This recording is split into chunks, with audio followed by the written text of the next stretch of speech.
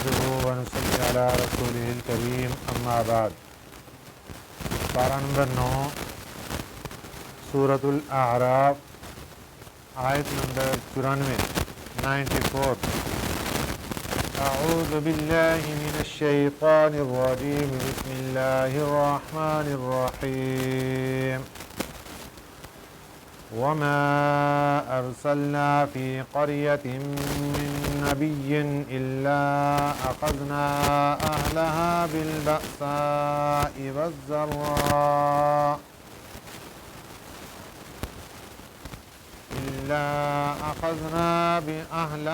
بالبأساء والضراء لعلهم يضرعون ثم بدلنا مكان السيئة الحسنة حتى عفوا وقالوا قد مس آباءنا الضراء والسراء فأخذناهم بغتة وهم لا يشعرون صدق اللہ العظیم۔ گزشتہ اسباق میں 5 انبیاء علیہم السلام کی اقوام کے حالات و واقعات ذکر ہو چکے۔ آج کے سبق میں اللہ تعالیٰ انسانوں کی ہدایت کے کون کون سے ذرائع استعمال کرتے ہیں، انسانوں کو ہدایت دینے کے لیے کون کون سا طریقہ اللہ کی طرف سے دنیا میں چلایا جاتا ہے، اس کا تذکرہ فرما رہے ہیں۔ اللہ تعالیٰ انسان کی ہدایت کے لیے پہلے تو انبیاء علیہم السلام کا سلسلہ چلتا ہے، وقت کا نبی آتا ہے، لوگوں کو دعوت و تبلیغ پہنچاتا ہے۔ اگر لوگ وقت کے نبی کی بات نہیں مانتے تو پھر اللہ تعالیٰ ایک دوسرا طریقہ لوگوں کو سمجھانے کا یہ اختیار فرماتے ہیں کہ ان کے اوپر دنیا میں آزمائشیں آتی ہیں، اللہ ان کو پکڑتے ہیں، سختیوں کے اندر اور تکلیفوں کے اندر۔ سختیوں میں کبھی مال و دولت کی سختی، کبھی رزق کی تنگی، کبھی فقر و فاقہ، اور تکالیف میں کبھی جسمانی تکلیف، کبھی گھر کے اندر کوئی اور پریشانی، اس کی وجہ سے تکلیف۔ ان تمام چیزوں کا مقصد کیا ہوتا ہے؟ اللہ فرماتے ہیں اس لیے تاکہ انسان سنبھل جائے اور وہ اللہ کی طرف رجوع کر لے۔ جب اللہ کی پکڑ آتی ہے تو انسان کی رہنمائی کے لیے ہوتی ہے، انسان کی ہدایت کے لیے ہوتی ہے۔ اللہ تعالیٰ ان آیات مبارکہ میں یہ بات ارشاد فرما رہے ہیں کہ پچھلی اقوام میں جب ہم نے نبیوں کو بھیجا اور قوم نے نبی کی بات نہیں مانی تو ہم نے ایک طریقہ یہ بھی اختیار کیا ان کے لیے کہ ان کے اوپر پھر تنگیاں آنا شروع ہو گئیں اور تکالیف نے ڈیرے ڈال لیے۔ مقصد کیا تھا کہ یہ لوگ گڑ گڑائیں اور اپنی غلطی کے اوپر متوجہ ہوں اور اللہ کی ذات کی طرف رجوع کر لیں اور نبیوں کی فرما برداری میں آ جائیں۔ جب اس بات سے ان کو ہدایت حاصل نہیں ہوئی تو پھر اللہ تعالیٰ نے ایک اور طریقہ اختیار فرمایا کہ وہ جتنی تنگیاں تھیں، جتنے فقر و فاقہ تھے، مال و دولت کی قلت تھی، رزق کی تنگی تھی، اللہ نے سب کچھ دور فرما دیا، اور جو برے دن تھے اللہ نے اچھے بنا دیے، جو فقر و فاقہ تھا اللہ نے مال و دولت کے ڈھیروں ڈھیر عطا فرما دیے، جب کچھ نہیں تھا تو اللہ نے تجارت کی ریل پیل کر دی، پیسہ ہی پیسہ۔ اب ان چیزوں میں ایک تو اللہ کی طرف سے آزمائش تھی کہ انسان سنبھلتا ہے یا نہیں سنبھلتا، اور دوسرا انسان کو اللہ کی طرف سے سنبھلنے کے لیے ایک آپشن تھا کہ انسان سمجھ جائے کہ جس رب نے یہ سب کچھ دیا ہے وہ رب کا مجھ سے کیا مطالبہ ہے، وہ کیا چاہتا ہے۔ لیکن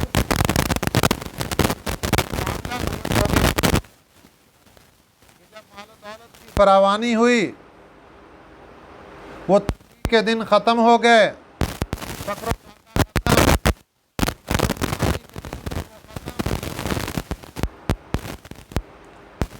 اب شیطان نے ذہن کے اندر بات ڈالی کہ جناب یہ تو شروع سے چلا آ رہا ہے، دنیا کا نظام ہے، کبھی خوشیاں بھی آتی ہیں، خوشحالیاں بھی آتی ہیں، یہاں بیماریاں بھی آتی ہیں، تندرستیاں بھی آتی ہیں، اور ہمارے باپ دادا پر بھی ایسے حالات آئے تھے، اس لیے یہ کوئی نئی بات نہیں ہے ہمارے۔ اس سے انہوں نے ایک تو دنیا کا ایک نظام سمجھ کر ڈال دیا اور اللہ کی رحمت کی طرف متوجہ نہ ہوئے، اور اللہ فرماتے ہیں پھر ہم نے ان کو پوچھ دیا، جو بھی دنیا کے اندر خوب مال و دولت، جب اتنا مال و دولت دے دیا کہ اب وہ مال کے اندر مست ہو گئے، 24 گھنٹے مال مال ہر وقت اکٹھا کر رہے ہیں، اللہ فرماتے ہیں پھر ہم نے ان کو پکڑ لیا اچانک، اور ان کو پتہ بھی نہیں چلا، خبر ہی نہیں ہوئی۔ تو یہ اللہ کی طرف سے آزمائشیں ہوتی ہیں۔ اللہ تعالیٰ یہ ساری بات سنا کر ہمیں یہ بات سمجھانا چاہتے ہیں کہ تم سمجھ جاؤ، تمہارے اوپر اگر آج کوئی تکلیف یا مصیبت آتی ہے تو یہ بھی اللہ کی طرف سے آزمائش ہے، اور اگر مصیبت تکلیف جانے کے بعد فراوانی آتی ہے، تندرستی آتی ہے، یہ بھی اللہ کی طرف سے آزمائش ہے، انسان کو سمجھانے کے لیے ہے اور انسان کو چیک کرنے کے لیے ہے کہ یہ اللہ کی بات جو کرتا ہے یا نہیں کرتا۔ فرمایا وَمَا أَرْسَلْنَا فِي قَرْيَةٍ، نہیں ہم نے بھیجا، وَمَا أَرْسَلْنَا اور نہیں ہم نے بھیجا، فِي قَرْيَةٍ کسی بستی میں، مِن نَبِيٍّ کوئی نبی، إِلَّا أَخَذْنَا مگر یہ کہ ہم نے پکڑا، أَهْلَهَا وہاں کے لوگوں کو، بِالْبَأْسَاءِ سختی میں، وَالضَّرَّاءِ اور تکلیف میں، سختی سے مراد یہاں مال و دولت کی تنگی، فقر و فاقہ، اور ذرّا سے مراد بیماریاں، امراض۔ مقصد کیا تھا؟ لَعَلَّهُمْ يَضَّرَّعُونَ تاکہ وہ گڑ گڑائیں، اللہ کے سامنے گڑ گڑائیں، اللہ کی ذات کی طرف رجوع کر لیں۔ ثم پھر بدلنا ہم نے بدل دی، مکان السیئات مکان کا معنی ہوتا ہے جگہ، سیئہ برائی، برائی کی جگہ بدل دی ہم نے کیا؟ الحسنۃ بھلائی۔ جو تنگی کے دن تھے ہم نے فراوانی عطا کر دی، جو بیماریوں کے دن تھے ہم نے ختم کر دیے۔ حتیٰ عفوا یہاں تک کہ وہ بڑھ گئے، یعنی اتنا مال و دولت ہو گیا کہ وہ خوب اس کے اندر मस्त हो गए, खूब तरक्की हो गई उनको। हत्ता अफवा, यहाँ तक कि वो खूब तरक्की कर गए। कालू, कहने लगे, कद मस्सा आबाअना ज़र्राउ, तहकीक पहुंच चुकी है हमारे बाप दादों को भी अज़्ज़र्राउ तकालीफ, वस्सर्राउ और खुशियाँ। ये जो तकलीफ़ें खुशियाँ हमारे ऊपर आ रही हैं तो हमारे बाप दादों के ऊपर भी आई थी। ये दुनिया का एक निज़ाम है, ऐसे चलता रहता है। आख़ज़ना, फिर हमने उनको पकड़ा, बग़ततन, हम ला यशऊरून, बेखबर थे, उनको कोई खबर नहीं थी, ऐसे मस्त हो गए थे दुनिया में। तो अल्लाह ताला ने यहाँ तक हमें समझा दी एक बात, अगर किसी घर के अंदर मर्ज़ आती है, बीमारी आती है, अल्लाह इसलिए लेकर आते हैं, ऐ इंसान समझ जा, अल्लाह की ज़ात की तरफ कर ले। अगर फ़क्र व फाका आता है, माल और दौलत की तंगी आती है, इसलिए ताकि अल्लाह की ज़ात की तरफ रुजू बन जाए। ये भी अल्लाह की तरफ से एक इनाम होता है।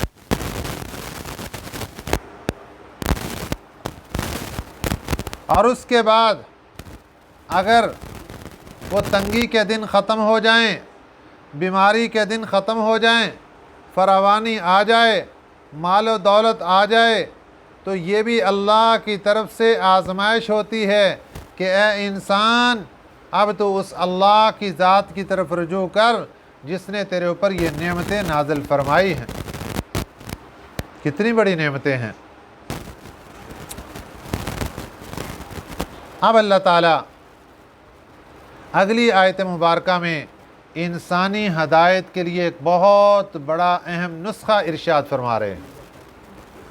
फरमाया, वलौ अन्न अहलल क़ुरा, आज दुनिया माल दौलत की तंगी से बहुत परेशान, आज दुनिया पैसे की वजह से बहुत परेशान। अल्लाह नुस्खा दे रहे हैं, अल्लाह हमें समझा रहे हैं। वलौ अन्न अहलल क़ुरा, वलौ और अगर, अन्न अहलल क़ुरा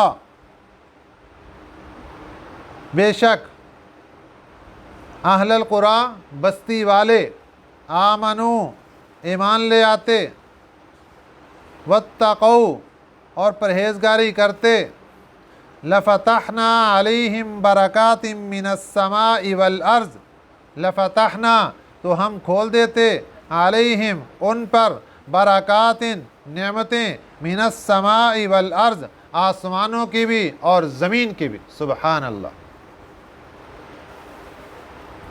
अल्लाह ने दो चीज़ें मांगी हैं इंसान से, फरमाया ईमान, दूसरी चीज़ तक़वा। ये दोनों चीज़ें तुम मुझे दे दो और इसके बदले में तुम्हें क्या मिलेगा? आसमानों ज़मीन के बरकतों के ख़ज़ाने तुम्हारे ऊपर खोल दूँगा। सुबहान अल्लाह, सुबहान अल्लाह। ये अल्लाह की ज़ात का वादा है इंसान से कि ए इंसान, दो काम तू कर ले और तेरी दुनिया की जितनी परेशानियां हैं, सब परेशानियों का इलाज मैं रब कर दूंगा। आसमानों ज़मीन के बरकतों के ख़ज़ाने खोल दूंगा। एक है बरकत, एक है कसरत, दोनों अलग अलग चीज़ें हैं। कसरत का माना होता है ज़्यादती, बरकत कभी तो यूँ आती है कि माल दौलत में ज़्यादती नज़र आती है, हकीकत में पैसे ज़्यादा हो जाते हैं, ये भी एक बरकत है। और एक बरकत ये है कि माल दौलत में ज़ाहिरी ज़्यादती नहीं होती,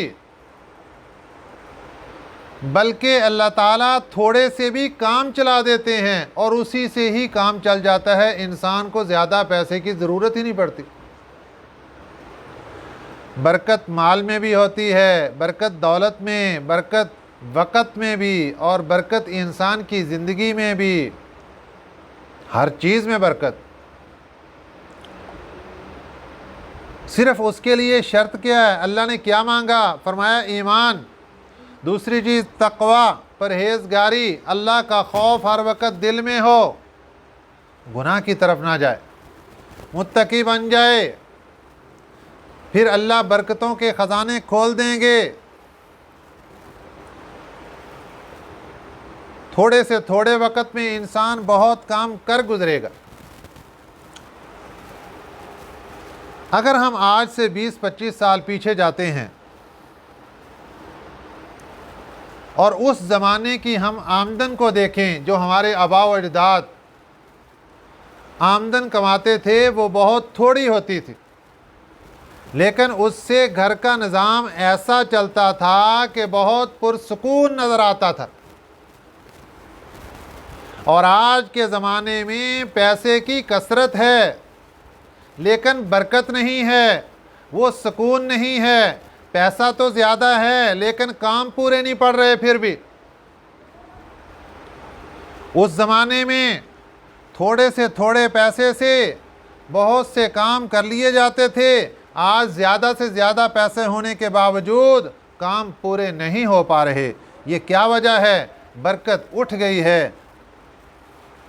اور برکت کا ایک معنی دل کا سکون ہے کہ انسان کے پاس پیسے تھوڑے بھی ہیں لیکن اللہ نے دل کا سکون دے رکھا ہے، یہ انسان برکت والا ہے۔ اور اگر کسی کے پاس مال و دولت تو ڈھیروں کے ڈھیر ہیں لیکن دل کا سکون نہیں ہے، یہ انسان برکت سے خالی ہے۔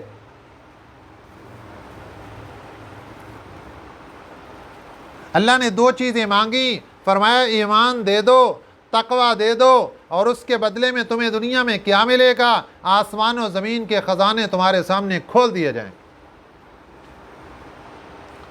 تمہاری سب چیزیں پوری ہوتی ہوئی نظر آئیں گی، کم سے کم وقت میں سب چیزیں اللہ تعالیٰ پوری فرما دیں گے۔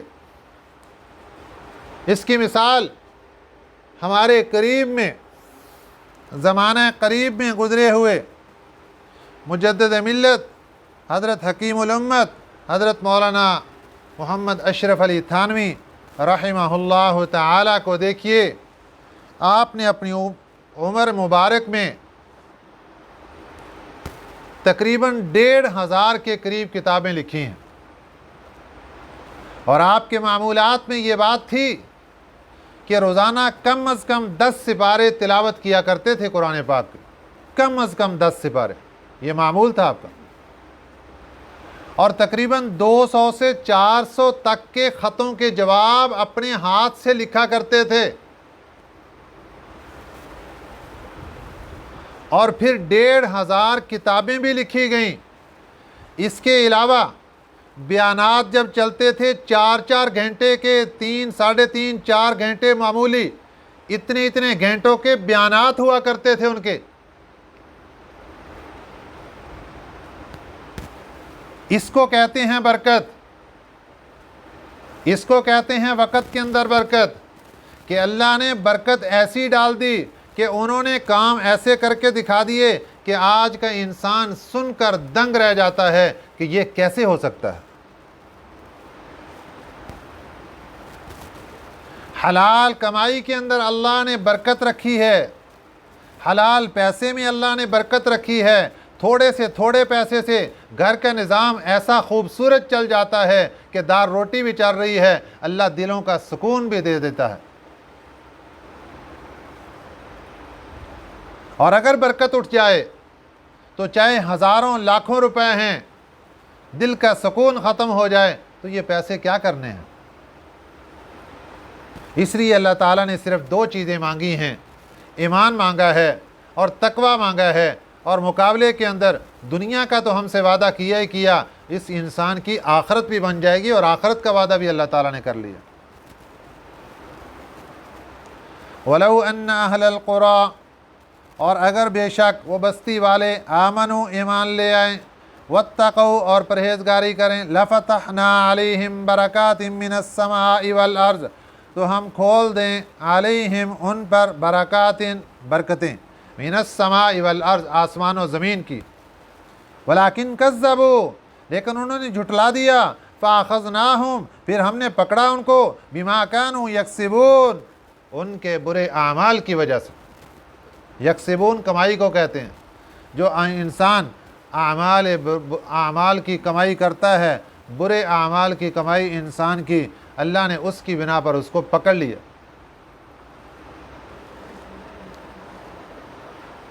تو انسان اگر ایمان اور تقوی کے راستے پر نہیں چلتا، دنیا بھی اجڑ گئی، اور اللہ ایسے پکڑتے ہیں پھر کہ انسان کو پتہ بھی نہیں چلتا، اور پھر انسان کی قبر کو بھی بگڑ جاتی ہے، آخرت کا نظام بھی بگڑ جاتا ہے، اور اس کو اٹھا کر جہنم میں پھینک دیا جاتا ہے۔